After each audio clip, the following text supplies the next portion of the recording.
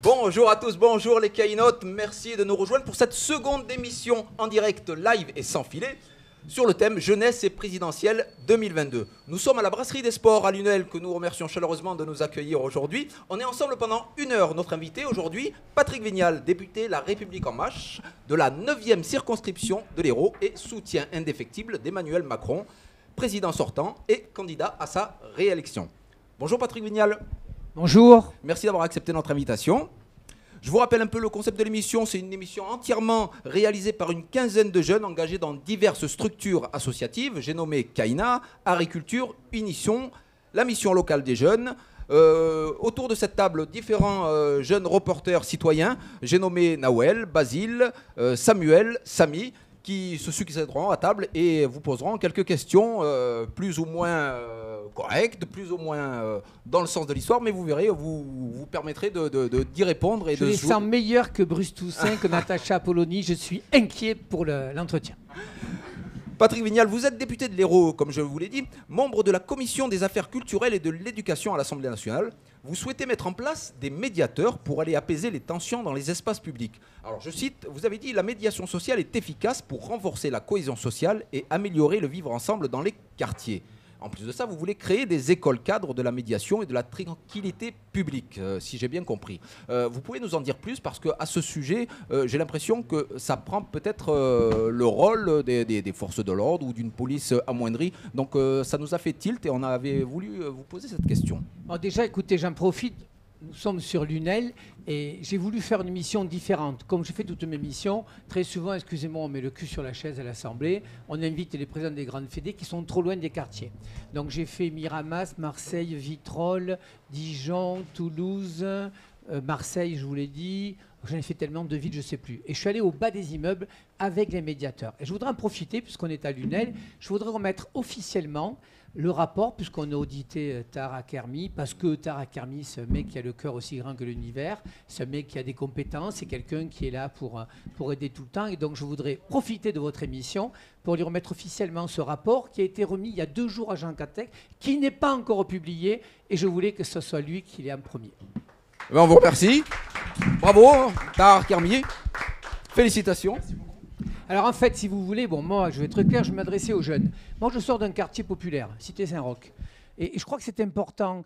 Pour connaître les réponses, il faut vivre les questions. Moi, j'étais un gamin difficile. Je passais mon temps à me battre sur le terrain de foot. À 16 ans, on me met dans un club de judo. Je monte mon petit club qui grossit. J'ai un CAP de vente et je finis prof à la fac sans le bac. Ça veut dire que je vous le dis à tous, aux jeunes, que si vous voulez arriver dans la vie, vous y arriverez. Ça, c'est un constat. Est-ce que c'est plus difficile d'habiter à la Pergola, après les Rachides, que fils de préfet ou d'un chef d'entreprise? Oui. Mais on fait quoi? On baisse les bras? Donc moi déjà, je voudrais vous dire ce que j'ai dit ce matin à Radio Campus, croyez en vous. Parce que souvent, dans les quartiers populaires, on nous stigmatise. Vous savez, je vais vous le dire, hein, quand je suis arrivé à l'Assemblée en 2012, c'était mes Vignal, il y a des gros bars, il a rien de la tête. C'était cette partie d'un télo. L'important dans la vie, c'est de croire ce que l'on veut faire et rien ne résiste à la puissance de l'entraînement. Moi, j'avais des judokas qui étaient des grands philosophes, doués, champions de France. Et j'avais le judoka qui n'était pas doué, mais qui venait à l'heure à la muscu, qui se défonçait. Il a fini champion du monde, et il est au raid aujourd'hui, et il est de la paillade en plus. Et ça, je tenais à vous le dire à tous. Moi, j'en ai marre de ces discours. Il y a le Covid, il y a la guerre. Vous avez tous 20 ans, vous êtes beaux, vous avez plein d'envie. Alors, secouez-vous parce que ça marchera pour vous. Merci Patrick Vignal pour cette ode à la jeunesse. On y reviendra dans différents thèmes puisque on va aborder justement certains thèmes, notamment le sens de l'engagement politique dans un premier temps, la jeunesse aussi, qui est un thème je pense qui vous est cher, et les quartiers populaires et bien entendu l'injustice et les inégalités. Donc nos jeunes reporters vont se succéder à table. Et dans un premier temps, on fait appel à Samuel pour cette première partie sur le sens de l'engagement politique. Samuel, c'est à toi. Tu peux nous présenter un petit peu ton parcours en quelques mots? Oui, bonjour déjà Patrick Vignal. Alors moi je suis Samuel, je suis ici parce que j'étais en service civique à la mission locale. Donc ça m'a fait me connecter avec Caïna, avec tout ce milieu associatif-là. Et du coup voilà, aujourd'hui je suis là pour vous poser des questions qui sont de l'ordre du sens, comme on l'a dit, et qui sont que je pose par curiosité presque, par intérêt sincère de connaître votre réponse. Donc si ça vous va, on peut commencer tout de suite. La première question, c'est quelle est la société que vous tentez de construire avec votre politique et à laquelle vous avez finalement dédié votre vie. C'est quoi le but? C'est quoi les objectifs? C'est quoi qui vous fait avancer dans ce parcours-là? Alors moi, j'étais pas prévu. Moi, j'étais prof de judo, le club à Seine-Neuve, j'allais très bien. Je veux dire, un jour, j'avais dit à Georges Frêche, parce qu'en 95, il voulait que je sois sur sa liste. J'ai dit, monsieur le maire, je veux pas un gros ventre, je veux pas une cravate et je veux pas mentir toute la journée. J'ai grandi, hein. Bon, j'ai le gros ventre pour l'instant, la cravate et le reste, je sais pas. Et en fait, j'ai fait le Téléthon à Montpellier en 1998 et la Coupe du monde de foot à la Paillade. Je me rappelle, j'étais allé voir les jeunes, je pense à Brahim Abou, un tout petit jeune, et j'avais dit à l'organisation, vous voulez que ça marche? Laissez-moi faire. Et j'avais loué des voitures de golf. Tous les petits de la Paillade, j'ai dit, écoutez les mecs, c'est chez vous. On avait pris la maison pour tous, tireuse à bière, machine à café, pas un seul incident. Le seul site en France où il n'y a pas eu... Alors maintenant, c'était 98. Hein. Je vous le dis franchement, maintenant, c'est plus compliqué. C'est plus complexe. Donc, Frêche m'a remarqué, j'ai fait mon Téléthon, je suis devenu conseiller municipal. Au bout de 3 mois, comme je bouillonne, je ne dors pas et j'avais plein de rêves pour le sport, on a dégagé l'adjointe au sport qui était toute sa vie dans son bureau. On a démarré à la Paillade et on a démarré dans les quartiers populaires. J'ai été élu conseiller général et puis en 2012, personne ne voulait se présenter ici. C'est vrai que Lunel, le pays de Lunel, c'est beaucoup Front National. Je suis venu en faisant une fracture du col du fémur, comme ça je suis arrivé handicapé. Les gens ont dit, moi il est sympa pour un handicapé, ils le savent tous, et j'ai été élu de 50 voix.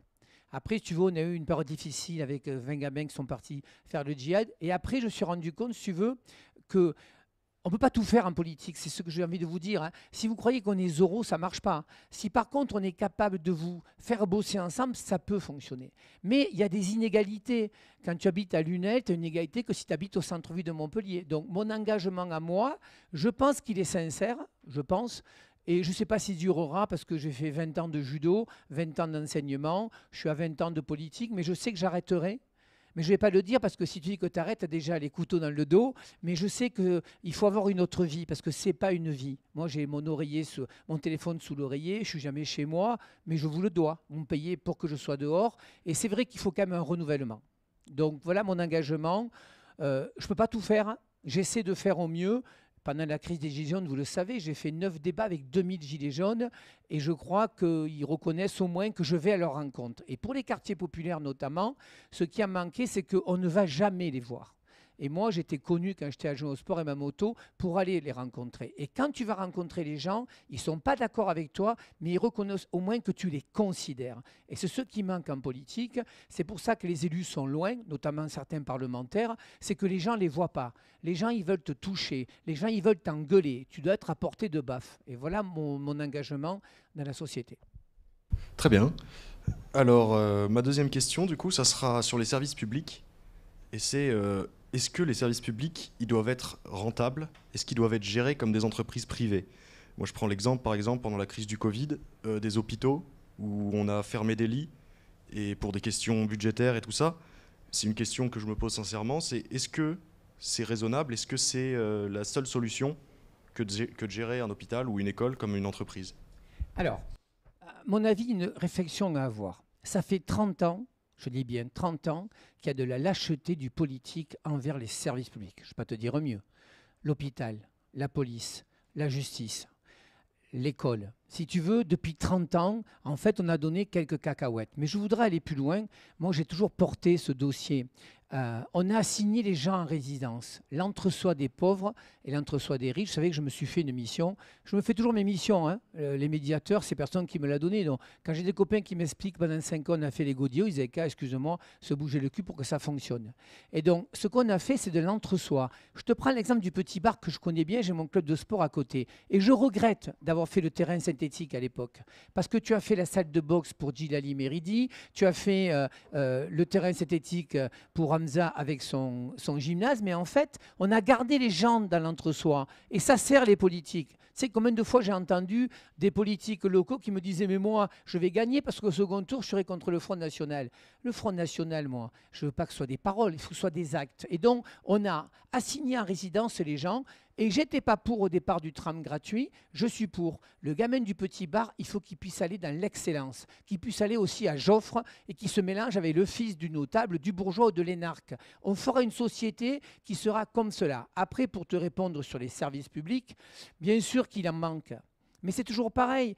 Moi, je n'ai pas fait recroire, dans mon action cœur de ville, il y a de moins en moins de médecins. Aujourd'hui, à l'UNED, ils ont fait un truc sympa, c'est un groupe où tu as le kiné, le pharmacien, le médecin. Donc, il faut qu'on soit capable de remettre du service public et non, le service public, il faut qu'il reste public. Pourquoi? Parce que c'est un service que tu rends aux Français. Et après, j'espère qu'on parlera de la politique de Macron. Moi, je suis désolé, le service public doit s'adapter aussi. Vous savez, tous les jeunes que vous êtes là, 85% des métiers vont changer. Ça veut dire que nous, les politiques, on a du mal à vous parler, on veut rester longtemps le cul sur la chaise et on ne sait pas vous parler peut-être, c'est vrai. Mais surtout, vous, préparez l'avenir. Et le numérique va être une révolution en matière culturelle, en matière sportive, justement en matière de service public. Donc, il faut que vous soyez capable. Vous savez, j'ai une lettre, j'ai une formule de François Mitterrand qui m'a toujours plu. Et je le dis quand je rencontre des fachos qui me disent les jeunes, c'est tous des cons, ils fument des pétards, tout ça. Au passage, je vous dirais, je suis allé à Lisbonne pour le cannabis, j'aimerais qu'on en parle. Et donc, si les jeunes n'ont pas toujours raison, ceux qui les frappent ont toujours tort. Et ça, quand je rencontre un jeune et que je ne suis pas d'accord avec lui, je garde toujours ça dans ma tête. Pour rebondir sur la question de Samuel sur justement ces fermetures de lits. Aujourd'hui, ça continue encore et c'est ce qui suscite vraiment à la fois l'indignation pour certains, l'inquiétude pour d'autres et cette inquiétude, cette angoisse, elle se lisse chez les jeunes. Aujourd'hui, voilà, c'est cette réponse qu'on aimerait entendre. Je vais vous dire, moi je ne suis pas faux cul, je dis les choses. Et je vous prends des exemples précis parce que je suis connu pour travailler. Vous avez un hôpital en face, là, d'accord ? Vous avez un hôpital qui vivote avec 3 sites. Et vous avez la clinique privée à côté de M. Constantin, où je me suis battu pour qu'il y ait un IRM. Parce que tous ces gens-là qui sont depuis de l'UNEL, c'est 180 000 possibilités de patientèle pour venir se faire soigner. Moi, je préférerais un accord public-privé avec la clinique et que ça soit un truc génial où qu'on puisse mettre des logements pour que nos gamins puissent habiter là. Il y a un parc, c'est un centre-ville, ça relancerait le centre-ville. Donc oui, on avait fermé des lits, mais tout le monde a fermé des lits pendant 30 ans. Et là, tu as raison, c'est-à-dire qu'on a dit la santé, il faut que ce soit rentable. Mais c'est vrai qu'on a un trou dans la Sécu aussi. Vous savez, je vais vous donner un autre exemple.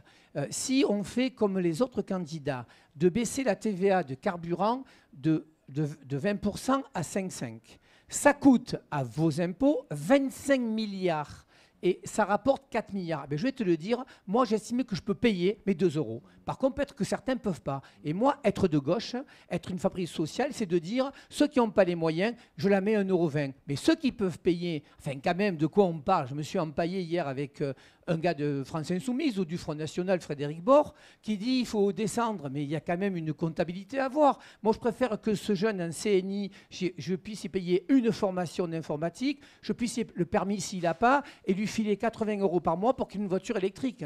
Donc je le dis, j'essaie d'avoir une justice sociale. Oui, on a fermé des lits. Le Covid est arrivé, on n'a pas été excellent au début. On a fait ce qu'il fallait. Vous savez, le quoi qu'il en coûte, mine de rien, c'est 300 milliards. Et c'est le premier président. Alors moi, on me dit, très très à gauche, il a cramé la caisse. Mais je ne sais pas, la dame du bar, mais moi, mon club de sport, s'ils ne m'aident pas, ils ferment. Quartier populaire, où il n'y a que ça comme activité. Et c'est pareil dans les bars. Il y a eu le chômage partiel et on vous a aidé. N'est-ce pas, madame? Voilà. Et donc, mais on l'a aidé avec ses impôts, hein, parce qu'il faudrait qu'elle le paye, comme voilà, nous. Hein. Voilà, c'est donc, qui va payer, Patrick oui, Vignal. mais comment on fait? On ferme les trucs?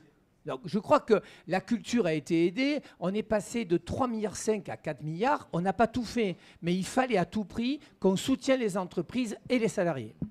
Alors, il nous reste 5 minutes. Samuel, tu avais une autre question, il me semble. Eh ben ouais, tout à l'heure, vous avez évoqué les gilets jaunes, donc je voulais reparler de ça. C'est un phénomène qui a été un grand moment du quinquennat d'Emmanuel Macron. Qu'est-ce que le gouvernement Macron en a tiré? Qu'est-ce qu'il en a compris? Est-ce que les gilets jaunes ont été entendus? Après, une fois tout ça fini, qu'est-ce qu'on en a tiré Bon, alors moi, je vous l'ai dit, on m'appelle le député des Gilets jaunes à Paris. Quand Emmanuel Macron a fait sa première réunion en Occitanie avec les maires, je me suis déplacé, je me suis dit, rentrant chez moi, je ne peux pas continuer à aller sur le rond-point route de Palavas et voir... J'ai perdu son prénom. C'est une mamie qui avait 88 ans. Je suis passé un matin, je suis assez contact, je me suis arrêté, je dis, mais pourquoi vous faites ça? elle est de Palavas, elle a 88 ans, elle gagne 900 €. Elle va faire les poubelles d'un centre commercial, je ne citerai pas son nom. Et ça m'a énervé. Plus j'ai rencontré Mustapha, là, celui qui affiche, on était boire un café, et je me suis dit, je vais faire quelque chose. Ça n'a pas plu à mon mouvement, parce que moi, je suis une grande gueule. Je leur ai dit, voilà, on va faire quelque chose. On va faire les réunions de travail, on va monter un cahier. Je ne l'ai pas mené là, mais on a fait un collectif. La première réunion, c'était à Saint-Just. Il y avait 400 gilets jaunes. Ça a démarré à 18 h. À minuit, le maire m'a dit, écoute, t'arrêtes de parler, va-t'en, parce que je vais éteindre la lumière. Et j'avais fait un collectif avec Bruno, qui habite à Villetel, qui est un garçon qui est handicapé, qui travaille au Resto du Cœur d'ailleurs. Ça prouve que les gens, ils ont vraiment du cœur. On a essayé d'organiser. On a fait un collectif, 9 débats dans 9 villes.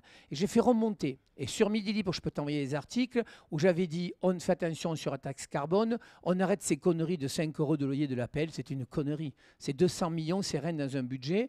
Et je pense en tout cas que le président de la République a réagi avec nos impôts. On a mis 10 milliards sur la crise des Gilets jaunes. Est-ce que c'est assez? Non. Tu as 10 millions de personnes qui ont moins de 1 000 €, ce n'est pas normal. Après, comment on fait un vecteur? Parce que tout le monde demande. Gérard Darmanin, il veut 10 000 flics. Vignal, il veut 7 000 médiateurs. Parce que moi, dans les quartiers, ce n'est pas les flics qu'il faut. Les flics, il les faut à Marseille, là où j'étais, où je n'ai pas pu rentrer sans avoir un camion de CRS. Et moi, je ne rentre pas avec des CRS. Là, il est faux. Et la justice. Mais dans nos villes, à nous, la ville de Lunel, il faut 20 tard. Je peux te dire qu'il n'y aura pas d'histoire. Au passage, on a inventé des promeneurs du net. Ce sont des jeunes comme toi ou comme mademoiselle qui repèrent quand il y a un problème dans 2 collèges. Les mecs, au lieu de se bastonner, toi, tu vas leur dire, attends, mais pourquoi tu te disputes avec lui? C'est ton frère. Et vous êtes citoyen du monde. Donc voilà mon projet. Il me faudra 280 millions d'euros. Donc comme on n'a pas de planche à billets, mais ça coûtera moins la médiation que les villes qui sont cassées tous les soirs. Merci Patrick Vignal. Il nous restait que quelques secondes. Donc pour conclure, Samuel, est-ce que tu as une dernière question éventuellement à poser à Patrick Vignal? Ouais. Est-ce que tu es satisfait déjà de ses réponses? Bah, à moitié, oui. Vas-y, dis-moi, je te confirme. Vas-y. Voilà. Samuel, ose. On peut dire. Sur quoi, par exemple? Tu peux te répondre par oui ou non, si tu veux. Ça ira plus vite. Bah, qu'est-ce qu'ils voulaient, les Gilets jaunes, au final? Les Gilets jaunes, ils voulaient retrouver du pouvoir d'achat. Les vrais Gilets jaunes, qu'on soit d'accord. Hein, parce qu'après, ça a été investi par le Rassemblement National et LFI. On est d'accord sur le constat? Je peux te dire, je les connais tous. Hein. Les vrais Gilets jaunes, c'est les retraités, agriculteurs. C'est le mec qui a sa petite boutique qui part avec 900 € la retraite. Ils avaient raison. On les a entendus d'une manière importante, mais pas suffisante. Je te l'ai dit, il y a 10 millions de personnes qui ont moins de 1 000 €. Qu'on veuille ou pas, on peut discuter des retraites 65 ans, mais moi j'estime que moins de 1 000 €, tu ne peux pas vivre. Déjà, à 1 000 €, tu survis. Donc il faut continuer à avoir une politique sociale. Mais comment tu l'as sociale, comment tu l'as? Écoute, moi je t'engage, je te donnerai mon numéro si on pourra continuer à écouter les programmes des mecs. Enfin, je veux dire, moi je veux bien à un moment donné. C'est pour ça que ce que j'ai aimé chez Macron, et j'espère qu'il va avoir la jambe gauche qui va plus se muscler, mais on y travaille quelques-uns, bien musclés, je ferai faire des cours de squat si tu veux, c'est que pour qu'il y ait une réalité sociale, il faut qu'il y ait une réalité économique. Jamais ce pays a eu un chômage aussi bas. Moi, ce qui m'intéresse chez Samuel, si tu reprends un service civique, c'est qu'on puisse t'accompagner un peu plus cher, que tu puisses avoir un permis gratos, des formations gratuites pour te former. C'est pour ça que j'ai fait une école des cadres à Marseille, unique en Europe, parce que quand tu as fait 10 ans du petit bord de Lunel, eh bien, je te mets en formation et tu finis des gestes de la ville de Lunel. Merci. Ça, c'est l'ambition. Merci Patrick Vignal. Ben, si je vous écoute, on va tous ressortir avec des postes à haute responsabilité. Ben, si vous y mettez, ça marchera. Avec grand plaisir. On va passer au second thème, le thème de la jeunesse. Avec... Natacha Polony. C'est pas Natacha Polony, mais presque, c'est Nawel qui est avec nous aussi sur ce plateau et qui a souhaité aussi vous interroger. Je remercie Samuel. Merci Samuel. Bah, je me présente, bonjour, je m'appelle Nawel et je suis en service civique à l'association Agriculture à Lunel. Je voudrais vous poser une question sur la jeunesse. Déjà, première question. Nous avons constaté des taux d'abstention élevés chez les jeunes pour tout ce qui est vote ou même élection présidentielle. Je voudrais savoir, selon vous, quelles sont ces raisons d'abstention des jeunes pour le vote? Et je pense, d'abord, on ne sait pas leur parler. Et je pense qu'on est trop loin peut-être de leurs préoccupations. Et ça ne date pas d'Emmanuel Macron de 2017. quel âge tu as, toi? Tu as 20 J'ai 17 ans. 17 ans. Alors moi, j'ai la chance, j'ai toujours pris des stagiaires. Hein. J'en avais 3 ce matin avec moi. Ceux-là, ils ont entre 18 et 20 ans. Ils font Sciences Po. Ils rêvent de prendre ma place. C'est pour ça que je fais attention d'ailleurs. Je ne pas trop en avant. Mais c'est vrai qu'on ne sait pas parler à la jeunesse. Et puis, je peux de le dire, souvent, on a des discours tellement loin de ta préoccupation ou tellement technico-administratifs que tu n'as pas envie d'aller voter. Donc moi, je suis clair. Je vous le dis, je l'ai dit ce matin à Radio Campus, je ne vais pas t'obliger à aller voter. Par contre, je vais juste te dire quand même qu'en 1945, des gens se sont battus pour aller voter. Tu sais, hein, la précédente mandature, j'ai demandé qu'on prenne en compte le vote blanc. Je n'ai pas eu gain de cause, je peux tailler ma tribune. Sous Hollande, la gauche, ils m'ont dit mais non, c'est compliqué. Moi, j'estimais qu'un maire, par exemple, de Lunel, il a 10 000 voix pour, 10 000 voix l'opposition et il y a 5 000 de blancs, on revote. Mais c'est vrai que quand tu réfléchis, c'est tellement compliqué. Tu vois, mais je pense que le vote blanc, ça te permettait de dire je ne suis pas d'accord. Une fois que tu as fait le vote blanc, tu n'es pas d'accord entre Vignal et lui à la mairie de Montpellier. On se prépare à tous les deux. Si le vote blanc se met en action, tous les deux on dit quoi? On revote, tu vois. Donc pour la jeunesse, je pense qu'il faut, et je vous dirai à peu près ce qu'on veut mettre dans le programme, mais enfin, moi, je peux comprendre. Moi-même, j'ai 60 balais. Je suis décalé. Et pourtant, je suis connu pour être près de mes jeunes. Enfin, je vais toujours dans mon club. J'ai un gamin qui a 26 ans, tu vois, et je l'écoute tout le temps. Quand j'ai fait ma loi sur le changement de nom issu de la filiation, où je me suis battu pour que ça marche, dernière loi du quinquennat, ça t'arrivera pas, mais tu es séparé avec ton compagnon, tu vas rejeter ton nom, le mec, il est interdit.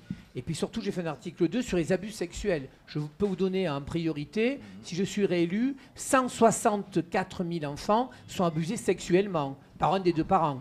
Je vous le dis, c'est souvent le père ou le beau-père. Je vais m'occuper de ça. Mais c'est vrai que la jeunesse, moi, je ne vais pas te dire va voter Emmanuel Macron, va voter Hidalgo. Je pense que vous devez vous faire vous-même, vous dire, allez, lequel programme? A priori, j'ai compris que Samuel, il était plutôt Méluche. Mais tant mieux, c'est très bien, Samuel. Vas-y, votez Mélenchon. Par contre, si au soir du premier tour, Samuel, tu as Marine Le Pen et Emmanuel Macron, là, tu vas avoir un vrai débat. Je dirais Paki Delefi, que tu dois connaître, qui est un cadre, c'est un ami, je l'ai eu au judo, parce que moi j'ai eu tous les mecs au judo ou au karaté. Il m'a dit, Patrick, je ne me tromperai pas. Si c'est Macron, ça sera le moins pire, mais je ne voterai pas Marine. Et tu as 30% des filles qui vont voter FN. C'est là où je me dis, ils peuvent être en colère. Ou qui ne vont pas voter. Ils peuvent être en colère. Hein. Moi, je leur dis, le moins pire. Faites attention parce qu'elle est au bord là, et puis elle s'agit. Avec Zemmour qui est devenu, avec Ciotti, les frères jumeaux qui tapent sur les Arabes, sur les Noirs, sur les Ukrainiens. Valérie Pécresse, elle va aller à la piscine parce qu'elle va prendre une veste. Et donc 35% des filles qui ne vont pas voter ou voter pour Marine. Et Marine, maintenant, elle est sage. Elle est presque socialiste. N'oubliez pas qu'elle a gardé ces mêmes relents, les amis. Là. C'est pour ça, les jeunes, vous avez une responsabilité, mais ça ne m'incombe pas. Si vous n'allez pas voter, c'est votre problème. Sachez que des gens se sont battus pour le vote. Patrick Vignal, vous pouvez aussi comprendre que les Français attendent aussi qu'on ait un second tour avec un vrai débat de fond. Et ils ont aussi cette angoisse de se dire, et si on a encore Marine Le Pen ou Éric Zemmour au second tour, on n'aura pas la chance d'avoir un vrai débat de fond. Mon rêve, c'est Méluche-Macron au second tour. Mais je le dis depuis des mois sur les plateaux. Je me fais engueuler par certains de la REM, mais on aura un débat. Mélenchon, c'est un tribun. Je n'ai pas de problème avec ça. Moi, je suis parti avec Éric Coquerel au Portugal pour le cannabis. Qu'on a reçu d'ailleurs hier. On l'a reçu hier. Il m'a parlé de vous d'ailleurs. Eh oui, on est potes. On est potes parce que Coquerel, moi je suis une grande gueule. Quand ça marche, ça marche. Quand ça marche pas, je le dis. On est allés ensemble dans un quartier très difficile à Lisbonne, ouais. Parce que je pars à Braga là. Et on a passé une semaine ensemble. À la fin, il m'a dit j'essaie d'avoir une photographie de la société comme elle est. On ne gagnera pas qu'avec... je veux dire, moi j'étais celui qui a dit pour l'ISF, pas de problème. On l'évalue, si ça ne va pas, on revient en arrière. Moi, je n'ai pas de bonne solution. La solution, elle se trouve dans une harmonie entre ce que pense le peuple. Vous vous rappelez, j'ai fait un appel à projet citoyen. Moi, j'ai des gamins ici là, qui me suivent. Ils peuvent le dire, les Lunélois. 1000 gamins sur le Parlement des députés juniors. Ils savent de quoi ils parlent. Il faut que vous politisiez, mais je ne vous dis pas, allez voter Emmanuel Macron. Politisez-vous parce qu'on a besoin de vous. Nawel, tu D'accord. avais une autre question. Oui, j'avais une autre question. Les jeunes ne se sentent pas concernés, non, pardon, excusez-moi, ne se sentent oubliés par les politiciens. 66% des jeunes estiment que les responsables politiques ne se préoccupent pas de leurs pensées. Qu'est-ce que vous en pensez? Tu sais, je ne suis pas tout à fait d'accord avec ça. Moi, j'ai envie de t'envoyer autre chose. Te dire, Nawel, tu as 17 ans, la vie se transforme, tu traverses une période difficile. Covid, on t'a dit mettre un masque, avoir des relations différentes. Mais à la fois, tu as le bon côté du numérique et le mauvais côté au passage. Hein. Je ne sais pas si vous avez écouté l'émission sur France 2 sur les mecs qui ont des relations sexuelles avec des filles et qui les mettent et qui les dernières se suicident. Ce harcèlement, c'est le revenge sport. Ça, je vais m'en occuper aussi. Et puis, je vais vous le dire, hein, si vous regardez les Marseillais, c'est que vous êtes des ânes. Hein, parce que ça va, hein, ces trucs d'abrutis culturels, où c'est la nana qui a les seins refaits et le cul large et qui dit et qui fait la bimbo, ou le mec qui ne sait pas dire un mot. Enfin, je ne vois pas ça, en tout cas, autour de moi. Vous avez besoin de culture. Parce que la culture, c'est le ciment de la société. Il n'y a pas de liberté sans éducation et sans culture. Et ce qu'on a fait pendant ce quinquennat, moi je suis assez près de Roselyne Bachelot, qui a 75 ans, mais qui est assez exceptionnelle, c'est qu'on a relancé le pass culture. Tu sais que tu as un chèque de 300 € et qu'on doit investir sur toi. Mais moi, je vais te dire, aide-toi, le ciel t'aidera. Et je le dis toujours aux jeunes que j'ai en stage, écoutez les mecs, vous avez 2 bras et 2 jambes, faites la révolution. Alors, où tu l'as fait dans la rue, notamment pour le climat, où tu l'as fait en votant, en faisant ce que vous faites, en participant, aller secouer les oreilles des maires des communes. Les maires aujourd'hui, les présidents de région, ils ont du pouvoir. N'attendez pas tout peut-être de l'État, mais investissez-vous. Moi, les jeunes que j'ai au Parlement député junior, ils sont au collège président, ils sont à la région. Là, il y a Yanis Moreau, le petit de Lunel, il est rentré en fac de là. Je vais l'embaucher l'année prochaine. Parce que ce gamin, il mérite. Et donc, merde, bougez-vous aussi. Voilà, c'est un trait que je veux vous dire, tu vois. Tu as des qualités. Et je crois qu'aujourd'hui, cette société, en fait, elle enlève la confiance aux jeunes. Et c'est la première des choses. Si tu as confiance en toi, tu réussiras ce que tu voudras. Donc, si vous croyez que nous, on n'a que des planches à billets et qu'on est là, eh bien, je vais te décevoir. Et moi, tu sais, mes campagnes, ils sont là, les gens. Hein. Moi, je n'ai jamais dit que je vais raser gratuit. J'essaie de faire des choses, j'essaie de me trouver des solutions pour des gens qui sont en grande difficulté. Moi, j'en ai toujours. Vous savez que je me suis occupé des squats. Je suis allé à Rochefort-du-Gard. Mamie, elle avait 80 ans, on m'emmène à la voiture et 2 salopards avaient pris la maison. On les a virés. Je veux travailler sur ça. Mais je veux travailler aussi sur les marchands de sommeil. Il y en a très peu à Lunel, il y en a beaucoup à Montpellier, surtout là où tu habites, Figueroa. Le mec, il achète des appartements à la découpe. Il les loue à des clandestins, 600 € par mois au black. Et en plus, il leur dit, si tu ne payes pas, je te dénonce. Cela, il faut se les faire. Et cela, j'aurais besoin de vous. D'accord. Ça va, Nawel? Oui, ça Hein, va. tu te convaincs? Ça va. Bon, à la fin, tu votes Emmanuel Macron, si je comprends bien. Je suis neutre, on va dire ça. Très bien. Pas pour Hidalgo. Mon autre question, c'est par rapport à la crise sanitaire, à tout ce qui s'est passé, par rapport aux augmentations. D'après vous, moi, je vais vous expliquer ma situation. Je suis en service civique avec l'association Agriculture. Je gagne 680 €. Tu es étudiante à côté ou pas? Non, après je vais reprendre les études. T'as quoi comme études? Tu as fait quoi? J'ai fait un CAP que j'aimais pas. CAP de quoi? Pas comme moi, mais moi c'était habillement, t'imagines? Ça s'appelle APR, agent polyvalent en restauration, donc c'est de la vente, cuisine et entretien. Non. Tu sais que tu pourras reprendre. C'est-à-dire? Tu fasses une VAE ou une VAI, validation d'acquis d'expérience, et tu reprends des études. Tu as 17 ans, il faut que tu les reprennes des études. Alors, oui. Pas forcément la fac, hein, mais tu peux devenir plombière, décoratrice, architecte si tu as envie. Si tu as envie de rêver, tu y arriveras. Moi, c'est le message que je peux te dire. Et du coup... C'est quoi qui t'a gêné pendant le Covid alors? Mettre un masque, te faire vacciner? Non, en fait, c'est par rapport aux augmentations. Du coup, moi, j'habite avec ma mère seule. Elle nous élève avec mon frère, moi et ma sœur. Et par rapport aux augmentations de tout ce qui est alimentaire, elle n'arrive plus à tout payer elle-même. Et du coup, moi, je l'aide forcément pour tout ça. Et je voudrais savoir ce que vous comptez faire par rapport à toutes ces augmentations. Alors, c'est exactement, en fait, que Emmanuel Macron a dans son programme pour justement vaincre le pouvoir d'achat. Déjà, il faut faire un point. Il y a de plus en plus de familles monoparentales. Tu n'es pas l'exception. Hein. Un Français sur 2 divorce. C'est comme ça. Et j'ai envie de te le dire, c'est la vie. En fait, si tu veux, la relation de couple a vachement changé. Avant, tu te mariais avec une femme, tu restais toute ta vie. Même si ça ne marchait pas, tu t'aimais plus, mais tu restais avec. Donc maintenant, ça a changé. En fait, je t'aime, ça va bien, je t'aime pas, on se sépare. C'est comme ça. Bon. Et donc, tu as de plus en plus de familles monoparentales. Ça nous pose le problème des logements, qu'il faut continuer à construire, et effectivement, le soutien et l'aide. On a promis, nous, dans le mandat qui arrivera, de donner une allocation de 900 € supplémentaires aux familles monoparentales. Pourquoi? Parce que, en fait, moi, je pense que ce n'est pas du social, c'est te construire. Tu sais, je ne vais pas dire son nom, mais j'ai une gamine de Lunel, pareil. Elle vit avec sa maman et les 2 frères, elle veut faire des études, elle est à Paris. Je l'ai pris 4 mois, hein, et elle galère, cette gamine. Alors, elle en fait il la connaît d'ailleurs tard. C'est ce que je veux dire.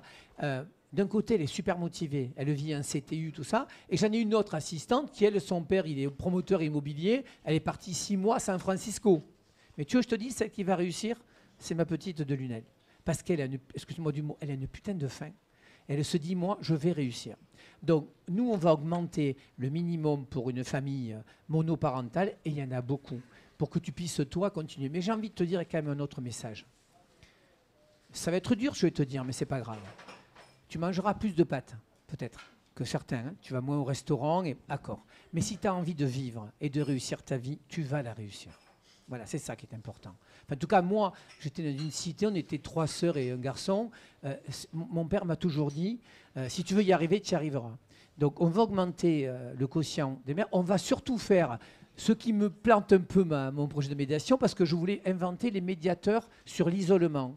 Quand je suis allé à Dijon, je suis allé dans les rues et je vois une dame qui avait du mal à marcher, dont on l'aide à monter, une dame qui avait beaucoup d'obésité. Ça faisait 3 mois qu'elle n'était pas sortie, elle ne rencontrait personne. D'accord? Et cette personne, elle avait 2 dents en moins. Si on continue de perdre toutes les dents, j'ai dit au maire de Dijon, il vaut mieux qu'elle se fasse soigner maintenant, ça coûte moins cher à la Sécu. Donc oui, il faut qu'on s'occupe aussi des gens qui en ont le plus besoin. Merci Patrick Vignal. On va passer à un autre thème, parce qu'on arrive, voilà, l'émission tourne vite. Moi, je suis là jusqu'à minuit. Ah oui, non, mais on vous entend parler, on ne s'arrête plus. Et puis on voit que vous avez envie de délivrer des messages, mais c'est vrai que les jeunes aussi ont des questions sur lesquelles ils ont travaillé, et ils souhaitaient vraiment les aborder. Et on va passer à un autre thème, qui est les quartiers populaires. Et j'appelle donc à la table Samy, qui ne doit pas être loin et qui va nous rejoindre. Et je fais appel aussi à Basile, comme ça il sera déjà installé, qui viendra à notre côté. Voilà, on va lui passer le micro. Mon rêve, c'est que Basile fasse du judo ou du rugby. Il a une carrure, lui. Merci pour moi. Toi, tu vas finir à ma place. Cravate à tout pour des genoux. Ah je bah, vais m'inquiéter là. Qui Je vais trouver un dossier sur toi, c'est pas possible. Ah bah merci. Donc Samy, en quelques mots. Alors, donc bonjour Monsieur Vignal. Donc je m'appelle Samy Torki, j'ai 24 ans, j'habite à La Paillade depuis 23 ans. Parce que moi je suis né à Béziers. Moi je suis en service civique à Kaina TV, donc qui organise aujourd'hui ce live en service civique, parce que moi j'espère être journaliste politique ou un homme politique plus tard. Donc, je savais que tu me piquais ma place. Voilà, je l'ai exactement. senti au début. Donc voilà, méfiez-vous. Donc voilà, en fait, je tenais vraiment à vous rencontrer aujourd'hui parce que vous êtes le 4e homme politique que je rencontre, parce que moi, comme il a dit Mourad, on va évoquer les quartiers populaires parce que c'est un thème qui m'intéresse vraiment. Moi, j'aimerais vous partager un sentiment que beaucoup partagent à La Paillade. Vous le connaissez sûrement, ce quartier, bien sûr, hein, parce que vous avez un club à Selle-Neuve. Moi, ce sentiment, c'est celui de la mise au banc, de l'assignation à résidence, que La Paillade est coupée du reste du monde. Bon, c'est pas le seul quartier, il y a d'autres quartiers encore que je vais pas citer. Et du peu d'attractivité de ce quartier, je donne par exemple un exemple concret. C'est le projet par exemple où on a le stade de la Mosson que vous connaissez très bien, qui va être détruit et relocalisé ailleurs. Je me souviens donc, j'ai quelque chose pour vous. Je me souviens donc que le 19 avril dernier, Emmanuel Macron était venu à La Paillade, au centre social CAF. Vous y étiez, vous aussi? Je me rappelle, je suis venu avec le public. Oui, je m'en rappelle. Avec justement. Adil Soso, j'étais le seul. Je suis pas. Excuse-moi, je te coupe. Bien sûr. Je suis pas député de La Paillade. Je suis pas député de Montpellier. Moi, c'est la partie Moguio-Lunel. Aucun s'est bougé le cul pour aller voir Adil Soso, Hamza. J'ai eu Adil tout à l'heure d'ailleurs au téléphone. Je vais l'aider à trouver un boulot parce que c'est un mec bien. Et c'est ça qui nous manque. C'est qu'il n'y a plus de politiques qui vont dans les quartiers au bas des immeubles. Justement, vous me précédez ce que j'allais vous dire. Voilà, le président est venu, tenez, c'est pour vous. le président de la République est venu. Vous êtes venu directement au contact des habitants qui ont crié Macron démission lors de cet événement. Et le président a tout de suite salué la foule de loin. Donc, comme on peut le voir dans ces images. Beaucoup ont interprété ce geste comme un mépris de la part du président. Et elle en dit long sur la réalité, je pense, pour moi, entre politique et quartier populaire. Alors, je vais te couper et je vais te donner un exemple précis parce que tu m'interroges. Bien le sûr. soir, le président m'a appelé me disant « Pourquoi tu ne m'as pas dit de venir avec toi ?» On peut tout lui reprocher. Attends, moi je dis, je m'en fous, hein, tu votes qui tu veux. Je te dis que, en fait, voilà ce qui s'est passé. On est arrivé, la sécurité avait laissé tout le parvis, les gens étaient sur le parvis. C'était compliqué là. Du coup, moi-même, j'ai dit aux flics, ça ne peut pas fonctionner comme ça. Laissez reculer, soyez intelligents. Patricia Bessière, que tu dois connaître, Gilets jaunes, et Adil m'ont dit, Patrick, ils sont en train de nous secouer. Je suis allé voir les flics, j'ai dit, attendez, c'est pas possible comme ça. On a laissé un cordon. Il y avait tous les députés, maire de Montpellier, président, enfin, il y avait tout le monde et son écharpe. Et moi, ils m'ont appelé, Adil, Hamza, Patrick Dupont, et moi, j'y suis allé contre l'avis des renseignements généraux. Et je vais te dire même une chose, parce que je peux le dire. Tous mes copains me disent, mais qu'est-ce qu'il va faire, Vignal là? Lui, il y va, nous, on n'y va pas, mais ils n'avaient qu'à venir avec moi. Donc, j'ai gardé mon écharpe. C'est rare quand j'ai un costard cravate, pour vous respecter. Et tu as vu que personne ne m'a rentré dedans.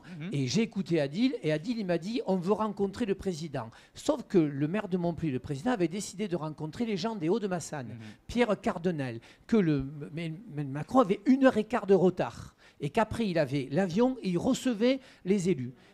Mais je peux te le certifier, mes enfants. Le soir, il m'a dit, pourquoi tu ne me l'as pas dit? Et les mecs du RG, c'était un grand black qui m'a dit, ils me connaissent, faites attention, on ne veut pas que vous l'amenez parce qu'il va perdre demi-heure. Mais tu peux pas... Franchement, tout ce que tu voudras, mais Macron, il aime la foule. Il est un peu comme Sarkozy, Hollande se cachait. Ah, je te jure, il aime la foule. Oui, mais Macron. bon, est-ce que... Il le fait, il a même pris une tarte. Vous avez dit, vous avez dit qu'il avait perdu, il voulait pas perdre 30 minutes de son temps. Est-ce que vous pensez pas plutôt il voulait... Non, mais attendez, je termine. Est-ce que vous pensez pas plutôt qu'il voulait pas perdre de crédibilité ou même de voix pour sa future élection? Il aime, écoute-moi. Non, sur ça, je vais te dire même. Moi, je m'en fous qu'ils soient pas venus. Moi, ce qui m'intéresse, s'il revient à Montpellier, il y a des choses qui se disent, c'est qu'ils mettent du pognon à Montpellier. Parce que Montpellier, mine de rien, tu as une académie de police qui arrive et qui s'occupe des quartiers populaires. S'ils ne viennent pas et qu'ils donnent du pognon, c'est pas grave. Voilà, tu l'aimeras, tu l'embrasseras sur la bouche, sur la photo. Très bonne transition, parce qu'il y a une question justement qui porte sur cela. On va pas s'éloigner du sujet. Donc, je voulais vous demander... Est-ce que, selon vous, il y a une réelle volonté politique de changer les choses, de créer de l'activité économique, culturelle, sociale dans les quartiers populaires? Et oui, si oui, de quelle façon, s'il vous plaît? Moi, je te l'ai dit, je vais même aller plus loin. Je ne sais pas s'il faut démolir les bars dans les quartiers. Tu sais, quand on a démoli le petit bar, vous vous rappelez la crise en 2010? Le petit bar, il y a les gens qui sortent, ils prennent la maison pour tous. Où étaient venus les gars de Attaque, là, et bon, j'avais passé 3 nuits avec eux, moi, à bouffer et à dormir, pour voir comment ça marche. Et je me suis rendu compte qu'ils me disaient, mais oui, vous allez détruire notre environnement, on perd notre histoire et vous nous mettez des bâtiments neufs. Mais tu gardes les mêmes gens. Et donc, à Bordeaux, par exemple, je pense à la résidence Fondeliré, ils démolissent pas, ils font hors les murs. Et ils rajoutent 30 à 40% dedans, ils gardent les gens dedans et ils rajoutent de la chaude. Il faut des logements qui soient à énergie positive pour pas que le mec il paie 200 € par mois d'électricité sur 600 de loyer. C'est le premier point. 2, il faut arrêter le ghetto. Il faut arrêter ces écoles au bas des immeubles. J'en suis fautif. Le terrain de foot à la Paillade, je suis désolé de te le dire, je l'ai fait. Au petit bar, c'était Christian Bouillet à l'époque. Et Christian, avec Fresh, m'a dit, tu m'emmerdes, fais le terrain. Non, plein de jeux à Gramont, je te paie 3 minibus. Et le petit du petit bar, il va jouer avec le gamin de Moguio ou de Saint-Georges-d'Orc. C'est ça. Pour que les gamins, il faut qu'ils fassent ensemble, pour qu'ils vivent ensemble. Et donc, je n'ai pas une réponse aujourd'hui. Je pense que de l'argent... J'ai vu la ministre de la politique de la ville. Moi, je veux mes médiateurs. Parce que le médiateur, il ira chercher un gamin qui, à un moment donné, n'a pas confiance. Parce que c'est vrai que quand tu habites dans une famille, un F3 à 5, que tes parents ne maîtrisent pas bien la langue, que tu n'as pas Internet, ça sera dur de réussir scolairement. Donc, il faut qu'on s'appuie sur l'éducation. Et 2, sur la culture. Ça t'a pas échappé, j'ai été président des Maisons pour tous. Je ne sais plus comment il s'appelait, celui qui mixait. En 2003, j'ai voulu faire des laboratoires. Chaque Maison pour tous avait un thème. Et j'ai souvenir d'une gamine, Eve, elle s'appelait, qui chantait aux Arceaux, aux Beaux-Arts. Et j'ai dit... Tu vas aller au studio. La mère, Monsieur Vignal, devant la porte, il y a des jeunes, cette couleur, casquette à l'envers, on va pas rentrer. J'ai dit, madame, mais vous allez rentrer. Un mois après, la petite Ève, elle chantait avec les mecs de la paillade. C'est ça pour moi la solution. Donc il y a du pognon à mettre, mais surtout il y a de la mobilité. Il faut que les jeunes des quartiers puissent pouvoir sortir dans la ville. Il faut leur donner les clés. Tu vois, ceux de Lunel, là, j'espère que le train sera 1 euro. Il faut qu'ils aillent à Montpellier, mais tu le sais parce que tu connais et tu verras si tu es journaliste. C'est de l'entre-soi. Les mecs qui sortent en bande quand ils vont de la paillade, chez eux. Combien de fois on m'a dit à Paul Valéry, comme c'est des locaux, on est chez nous.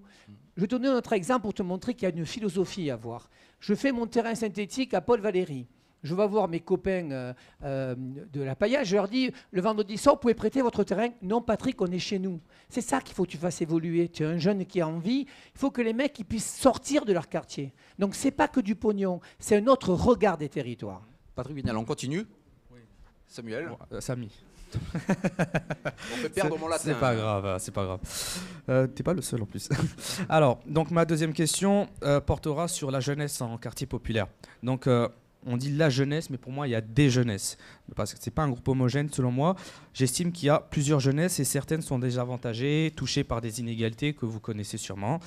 Donc, j'ai envie de vous demander, est-ce que les jeunes des quartiers populaires partent-ils avec les mêmes chances que les autres jeunes de la population? Je parle des jeunes de la ville. Bien oui, sûr que non. Et oui. Mais comment on peut tu fais? Dites-moi. Je vais te dire, moi, mon père était maçon. Le fils Nicolin, il avait plus de chance que moi. Moi, je ne dois jamais être député. Mon père, avant de mourir, son fils était élu à la mairie. Oh, et j'avais une écharpe, j'ai amené ma médaille et mon écharpe. Il me regardait, il avait vu Jésus. Jamais, moi, j'aurais pensé être parlementaire. C'est plus dur maintenant. Je suis d'accord. Ce que je veux te dire, c'est que une fois que tu as fait ça, je me rappelle, j'avais fait un débat houleux avec Mustapha et, je trouvais son nom, à Paul Valéry. Je fais un local associatif avec des jeunes, que des jeunes du quartier. J'arrive un soir, la moitié était en pégé, tout ça, des entrepreneurs. Je dis, putain les mecs, vous avez fait un local, on va le partager, vous n'êtes pas au niveau. Sauf que moi, je savais, c'était un soir particulier, il y a un gamin du quartier qui s'était fait dessouder. Je suis revenu, j'ai pris du temps. Ce que je veux te dire, c'est que oui, c'est un constat. Si tu t'appelles Rachid et que tu envoies un CV, que tu es au petit bar, c'est plus dur. Mais qu'est-ce qu'on fait? Qu'est-ce qu'on fait? On fait changer les choses. Et si tu veux, moi, je te répète, je suis le député des Gilets jaunes et de minutes, j'étais le député judoka. Un judoka, il n'a rien à la tête. Hein. Il n'a que le physique. Hein. Eh bien, j'ai montré, je pouvais faire 4 rapports et 2 lois. Ça veut dire que même pour moi, c'est plus dur. Et maintenant, je suis devenu un bourgeois tranquille avec une maison que je me suis payée quand même, au passage. Donc moi, le message que vous devez faire passer aux jeunes, oui, c'est plus dur. Eh bien, bats-toi encore plus. Je pense que c'est ça qu'il faut dire. Sinon, tu fais quoi? Tu vends du shit? Oui, mais vous avez l'impression que, selon vous, les jeunes n'en font pas assez, selon vous? Non, je t'ai pas dit ça. Non, parce que vous dites, attends, plus. Je t'ai pas dit ça. Je te dis que si tu es fils de préfet, je vais pas donner le nom, il y a un grand chef d'entreprise qui est gavé, c'est des nazes ces gamins, lui-même me le dit. Mais ils ont une maison, le père a acheté de l'immobilier, il a acheté une affaire. Et comment ils sont mauvais? Mais ils ont cette chance-là, tu vas pas leur piquer ça. Moi, j'ai pas ça. Moi, mon club de judo à Celle-Neuve, je l'ai fait avec mes voisins. J'étais portier au Tiffany's jusqu'à 6h du matin avec des battes de baseball pour les légionnaires qui nous emmerdaient et j'ouvrais mon club de judo. J'ai pas de mérite. Hein. Ce que je veux te dire, c'est que je pense que c'était facile, moi. Années 80, pas de racisme, pas de drogue, plein emploi, ok.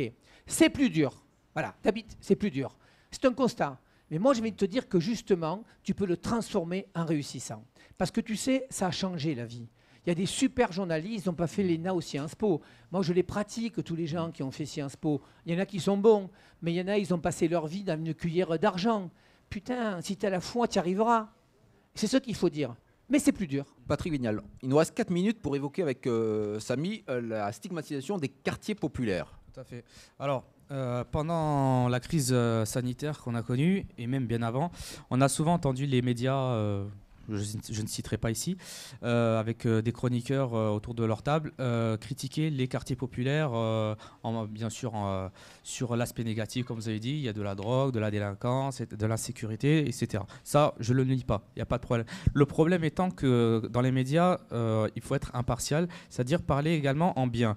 pendant la crise Covid, je ne sais pas si vous le savez, il y a eu des collectes alimentaires, il y a eu... Les jeunes, ils ont fait un travail exceptionnel, notamment à la paillade. Voilà, vous avez eu des ouais. Notamment à la paillade. Les jeunes, je les ai vus au téléphone. Ils ont fait un restaurant solidaire et je ne sais plus comment ils s'appelaient, les deux jeunes. Ils ont été exceptionnels. Vous avez eu des maraudes et j'aimerais vous poser cette question. Comment casser cette image négative et éviter cette stigmatisation dans les médias? Alors, tu vis à la paillade, on est d'accord. Moi, j'habite à côté. J'ai passé quand même 10 ans. Le stade de foot, les terrains de foot, les salles de boxe. Bon. Mais ouvre les yeux quand même aussi. Il n'y a pas que des jeunes biens dans les quartiers populaires. Il n'y a pas que des jeunes biens, on est d'accord. Je vous ai prouvé le contraire. Oui, voilà. Je vous ai dit prouvé le contraire. Il y a tout. Voilà. Il y a quand même... Moi, je vais te dire, je suis assez à l'aise.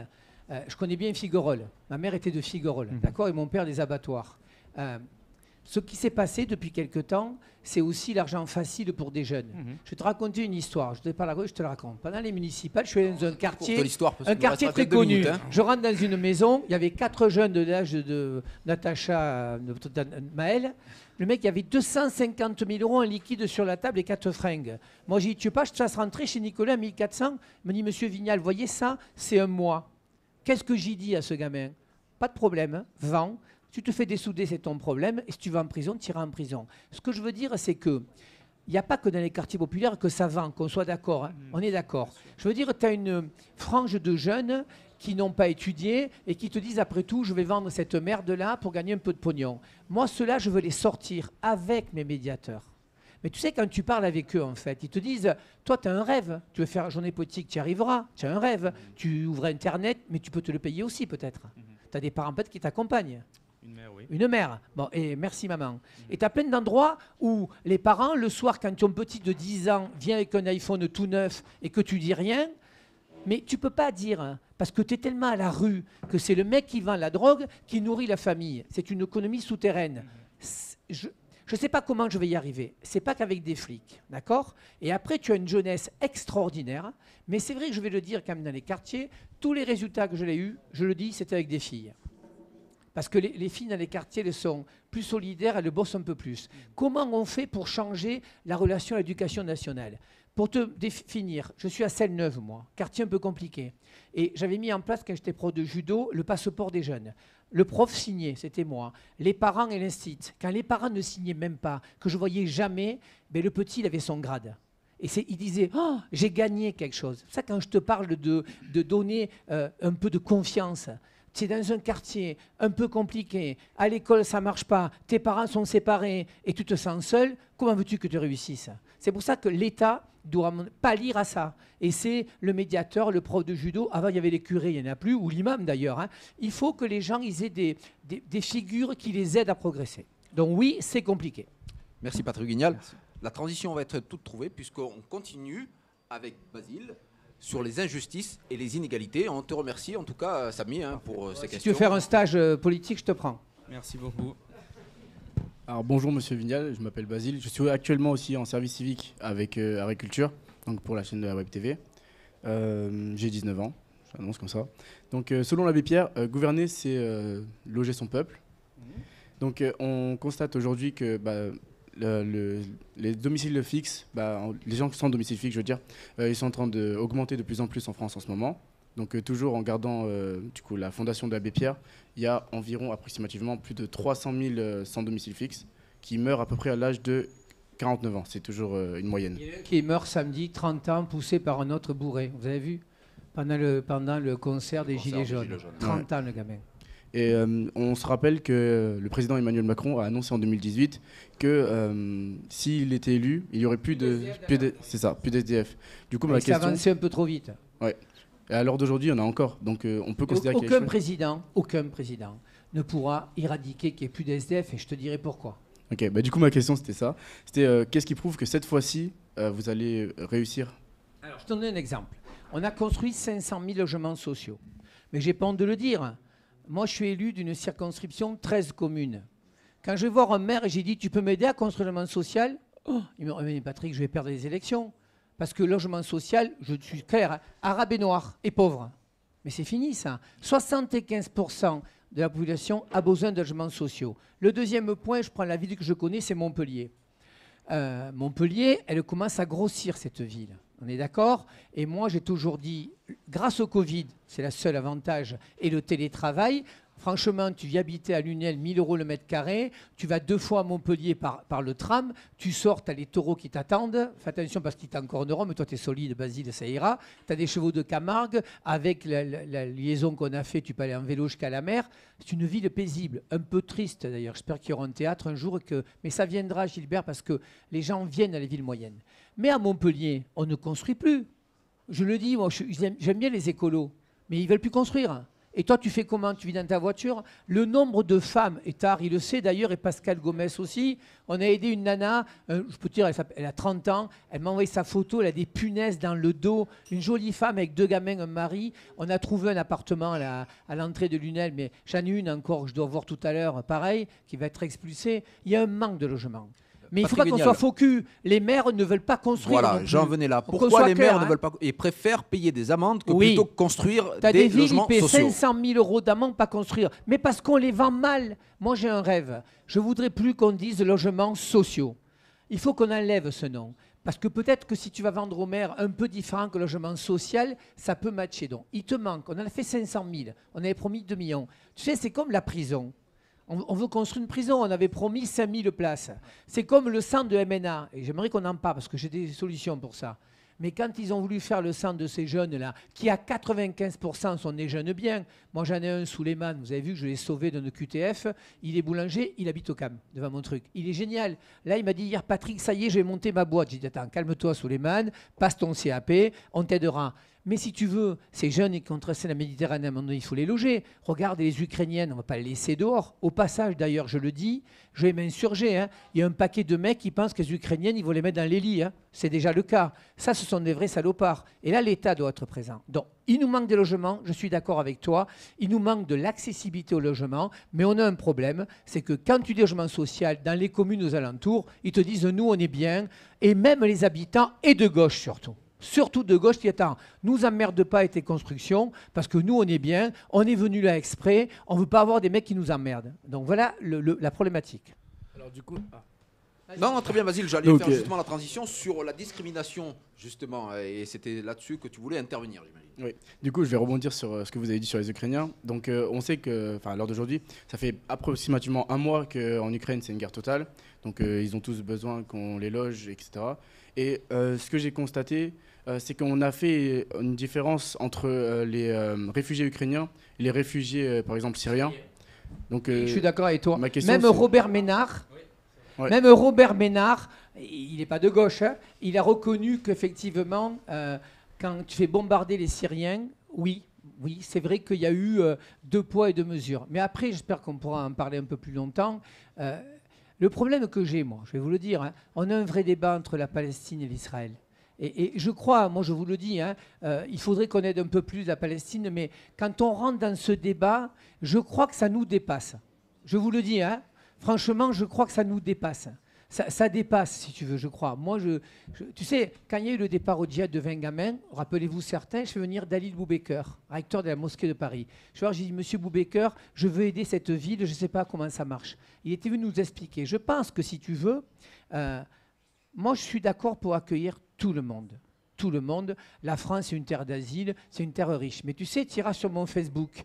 Il y en a qui me disent, monsieur Vignal, je suis française, j'ai pas de logement. Vous donnez des logements aux Arabes et maintenant aux Ukrainiens. Une que j'ai eue ce matin, qui était mariée avec quelqu'un que vous connaissez tous de la paillade, qui est aux Zonzon d'ailleurs. Ouais, mais monsieur Vignal, vous m'aidez pas. J'ai dit, écoutez, Marion, moi, la femme qui arrive là, d'Ukraine avec ses 3 gamins, son mari fait la guerre. Je veux pas qu'il y ait des passeurs qui la chopent, qui la mettent sur le trottoir. Eh bien, j'ai donné votre logement.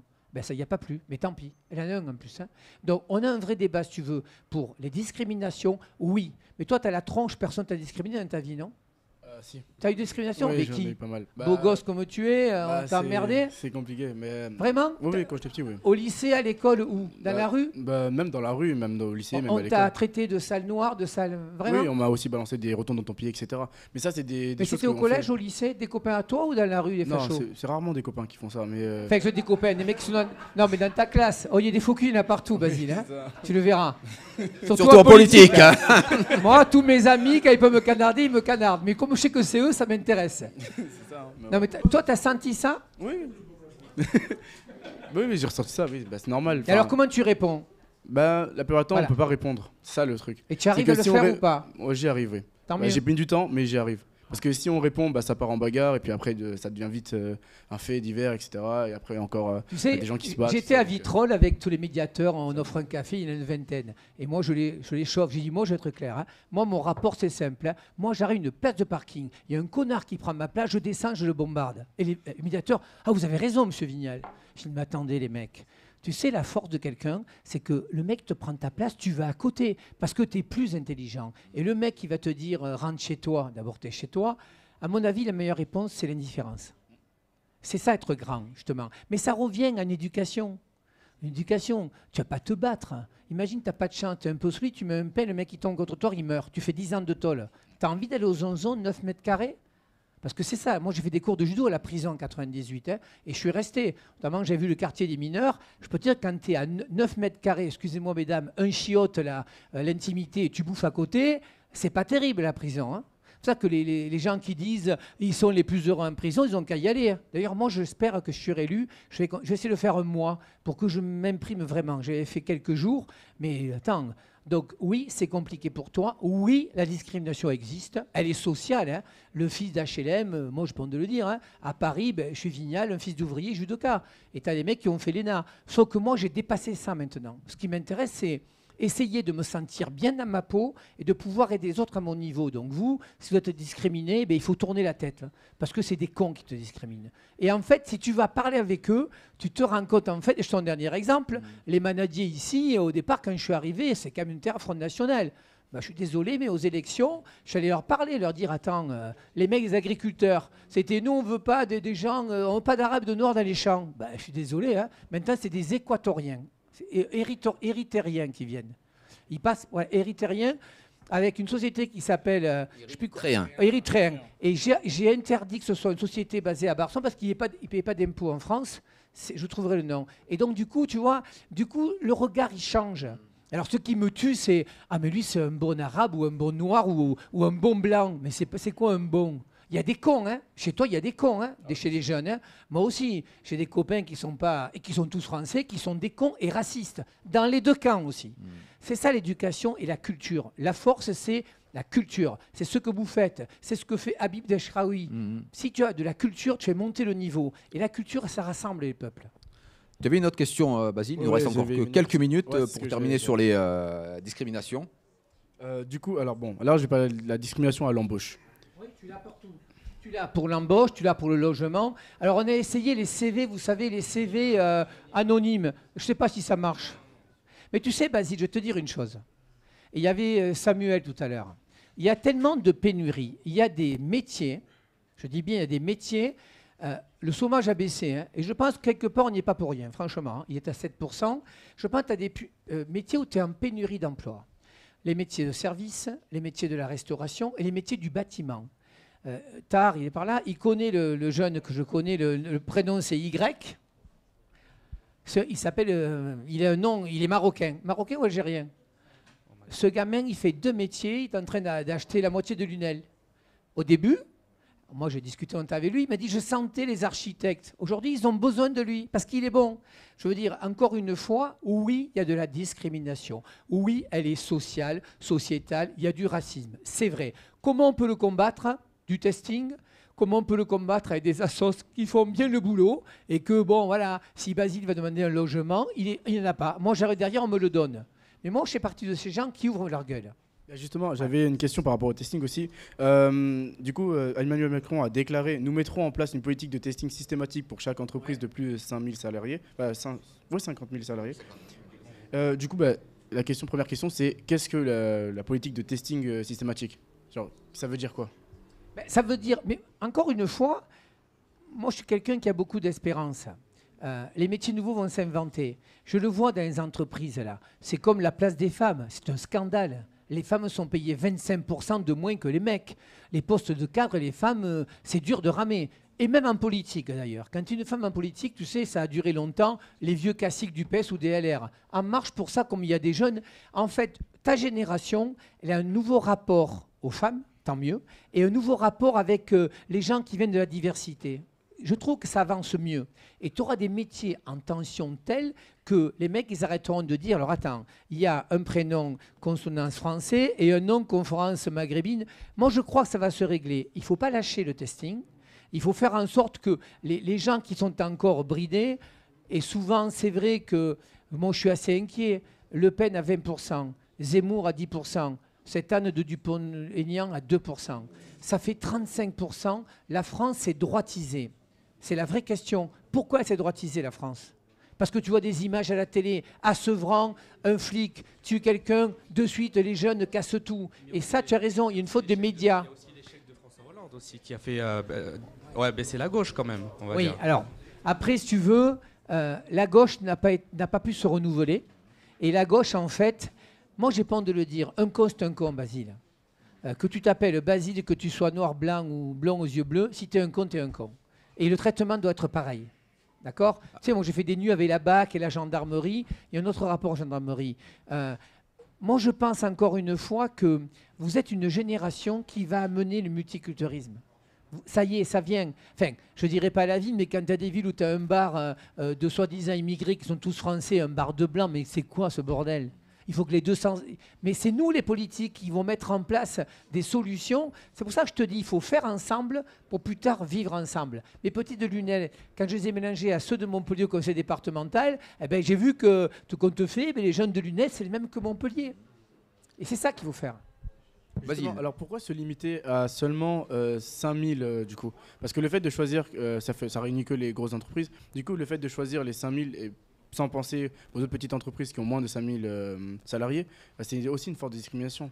Oui, mais si je fais toutes les entreprises, je ne rêverais pas de le faire. Tu vas dire, comme d'habitude, ils vont saupoudrer. Si je te fais une partie des entreprises et que ça marche, on ira. Tu sais, vous ne croyez pas en nous. Si on dit qu'on rase gratuit, tu ne le crois pas. Quand on dit le plan Ségur, on mettra 8 milliards, tu vas être comme d'habitude, il nous raconte, il va nous enfumer. Donc là, l'idée, c'est de tester pendant un an, et si ça marche, on développera. Je pense que c'est intelligent. Mais encore une fois, le meilleur testing, c'est quoi ? C'est vos tronches à vous, là. C'est que quand un mec dans la rue te traite de sale noire, tu tournes la tête. Et les gens, ils voient ça. Sinon, tu te bats avec lui, tu mets un pain, et tu as réglé quoi ? Je sais que c'est compliqué. Moi, j'habite à Celle-Neuve. Hein. Moi, je peux te dire, en ce moment, mon club de sport, je pense que je vais le fermer. Parce que c'est moi, quand je suis là, qui ramène les nanas de la gym. Parce que quand je passe devant le bar, les mecs leur disent alors salope, voilà. Et c'est moi qui vais leur dire bon les mecs là, tu n'es pas respectueux. Ça peut être ta sœur ou ta mère. Et ceux-là, ils nous font chier aussi. Mais ça, c'est 5 dans le quartier. Tous les jeunes que j'ai eu au judo, ils sont exceptionnels. Mais moi, j'ai besoin de toi aussi. Parce que quand tu vois que les mecs ils se chauffent, c'est là que tu dois dire attendez les mecs là, tu peux pas grandir là, justement. Si tu es discriminé, montre que tu es plus grand que ça. Montre que tu mérites mieux. Et ça revient à l'éducation, à la culture. Et ce que vous faites, vous, chez Kaina et avec Tahar, ça va vous faire aussi progresser. Tu te rendras compte que ton ennemi, c'est toi, c'est pas l'autre. Et comme il y a des cons partout, évite-les. Merci Patrick Vignal. En tout cas, voilà, quand on vous pose une question, vous allez au fond des choses. On va conclure justement avec ça. Et moi, j'ai une dernière question qui est un peu plus osée. Aujourd'hui, quand on parle d'Emmanuel Macron, dans l'imaginaire collectif de la plupart des Français, c'est le président des riches. Quand on entend votre discours, on voit que vous êtes proche de vos administrés, vous connaissez les problématiques de terrain. Est-ce que ce sont des choses que vous lui faites remonter, et est-ce que des solutions aujourd'hui qui soient vraiment pérennes, est-ce qu'il vous écoute ? Parce que quand on vous écoute, on a envie d'y croire. Comme vous êtes une radio de niveau mondial, je voulais amener. Ce document, il part ce soir à l'Élysée. Le grand débat permanent, la preuve par l'exemple, le terrain pour concevoir, tester, imaginer les textes de loi, l'Assemblée. Ma coopérative citoyenne, dont fait partie Tahar, mes jeunes, consultation sur la déchéance. Regardez, pour vous montrer que ça peut marcher. On est en 2016. Manuel Valls veut faire la déchéance de nationalité. Le gamin qui part se faire exploser à Raqqa, il brûle sa carte d'identité. Bon, j'ai fait un testing avec 206 maires et élus municipaux à Marcillargues. J'ai été étonné, ils ont tous voté contre la déchéance. Ça m'a coûté cher puisque Valls ne me parlait plus. La fin de vie, débat de choix. Le printemps de la démocratie en 2008 à Montpellier, moi je propose, et surtout mes petits jeunes, là c'est Lunel, là, tu vois, les gamins ils ont 10 ans, ils ont une écharpe de la République, ils ont la même carte que moi, sauf mon salaire, faut pas déconner quand même. Et bien ces jeunes-là, quand tu leur dis à quoi ça sert la démocratie, ils savent ce que c'est. Ça prend du temps. Moi je préfère former la demoiselle, là, elle saura ce que c'est un député, à quoi ça sert, un sénateur, comment voter les lois. Et bien ça je te le donne, tu vois. Notre ADN débat permanent. On va, le garder, précieusement et puis on va pouvoir le faire tourner dans les citoyens français ne veulent pas obéir, ils veulent adhérer. Voilà ce que doit faire Emmanuel Macron. Je ne sais pas s'il va gagner ou pas, mais le 3e tour va être chaud. Et donc moi je propose qu'on ait, si tu veux, un laboratoire d'expérimentation. Il y a des lois importantes. Moi je veux travailler sur la loi des abus sexuels. Je vous l'ai dit, 160 000 gamins sont violés. Je veux travailler avec ça, mais j'ai besoin des mamans là qui puissent témoigner, ou les papas quand c'est le papa. Et moi j'ai besoin des Français. Et tu as un cadeau. Merci Patrick Vignal. En tout cas, on a été ravis de vous accueillir ici sur ce plateau, à la Brasserie des Sports à Lunel. Il ne manque plus qu'à remercier un petit peu toutes les personnes qui ont travaillé pour l'élaboration de cette émission. J'ai nommé les caméramans Raphaël, Louis, Mélodie et Islam. Au son, on avait Samuel et Ilyes, installation plateau Louis, Nawel, Basile, Samy et Samuel, vos intervieweurs. Il y avait au montage multicam Martin et Pierre, au making-of Pierre, Marion, Babacar pour la communication, la réalisation Arthur, l'assistante réalisatrice Nice. Et bien entendu, je ne vais pas terminer sans féliciter quand même et remercier nos soutiens, c'est-à-dire la DRAC, la Direction régionale des affaires culturelles, l'Agence nationale de la cohésion des territoires, le ministère de l'Éducation nationale, de la jeunesse et des sports, la région Occitanie, la ville de Montpellier, nos partenaires, la Brasserie des Sports à Lunel qui nous a accueillis ici aujourd'hui, l'association Art et Culture Lunel avec Tar Akermi ici présent, l'association Unisson Nasser Benamar qui nous a rejoints, la mission locale des jeunes de Montpellier avec Anne Le Bissonnet et bien entendu toute l'équipe de Kaina TV, Akli Aliwat, Célia Ojro, Jean-Fabrice Tioukania, Abderrahim Bassaoud, Arthur Lessac et une dernière France 3 a intérêt à se tenir bien. C'est ce que j'allais dire, et France 3 était parmi nous aujourd'hui. On aura peut-être une surprise, on nous verra aussi ce soir peut-être ou demain sur les télévisions régionales. En tout cas, une dernière chose à dire aux jeunes. Merci de nous avoir écoutés, suivis et surtout, voter, c'est écrire l'histoire. Si vous ne voulez pas qu'on vous la raconte, vote mon pote. Ciao, ciao, ciao.